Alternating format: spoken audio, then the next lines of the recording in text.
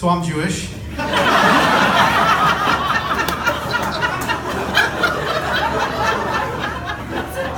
What I love most about being Jewish is who doesn't love the Jews?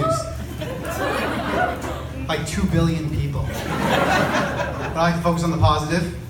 I'm from New York, and I have found there's some significant differences from being Jewish on the West Coast and the East Coast. Out here, I can be mistaken for someone from another culture, which I can sometimes use to my advantage. I've gotten discounts at Fruticana. I'm welcome at the local Greek Orthodox church for lunch. And when I'm running late for an appointment, I just chalk it up to my horse and buggy and blame it on being Amish. Being the only religious Jew at my work has its benefits. I can pretty much make up holidays to get time off. Like next week is the anniversary of the Harvest Festival where Frodo gives the ring to Obi-Wan. 2 days off. No pressure. No one wants a discrimination lawsuit. I've been married for 13 years, and my wife has always been frustrated by how much I interrupt her. And lately, she's really been taken aback when she sees that I'm not only listening, but I'm taking notes. She said, Yisrael, I'm so impressed that you're taking what I have to say so seriously. I said, Etty, I'm so glad that I have so much material for my routine. Recently, my mother visited. She said to my wife, my son is amazing. He cooks, he cleans, he takes care of the kids, he has a great job. He's fantastic. My wife looked at me and said, Yisrael, you never told me you had a brother. But I find that men say what they mean and mean what they say, and women, with all due respect, are a little more complicated. Sitting in my living room the other day, my wife says to me, Yisrael, I'm cold. I said, Etty, I'm comfortable. About 15 minutes goes by, she said, Yisrael, I'm cold. I said, Etty, I heard you the first time. She then blurted out, when will you learn? I said, learn what? It was very quiet the rest of the night.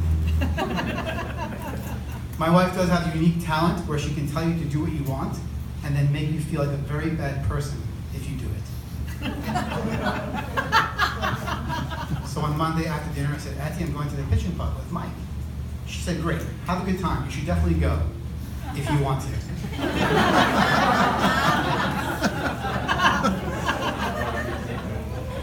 have plans? Would you prefer I stayed home?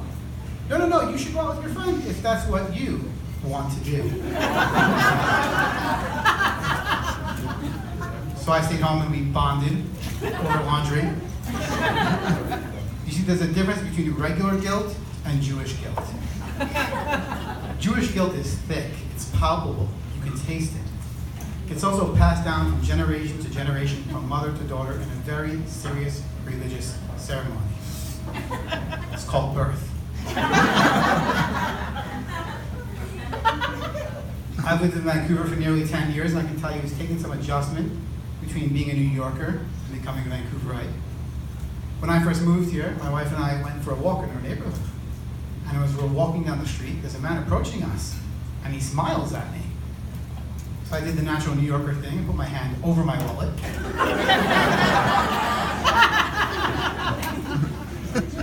Then as he passes us, he says, good morning, sir. How are you? I said to my wife, what's this guy's problem?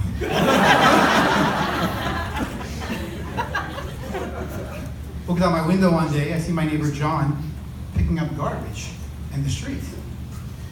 Being from New York, I figured he probably had acquired some community service hours. So I asked my wife. She said, no, Yisrael, you don't understand. John wants to live in a green space. It makes John happy to pick up the garbage in the street. So every night before I go to sleep, I take some garbage from our house.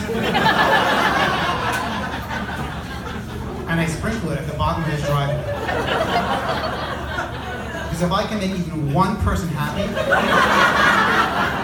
I am that type of guy. Thank you guys so much.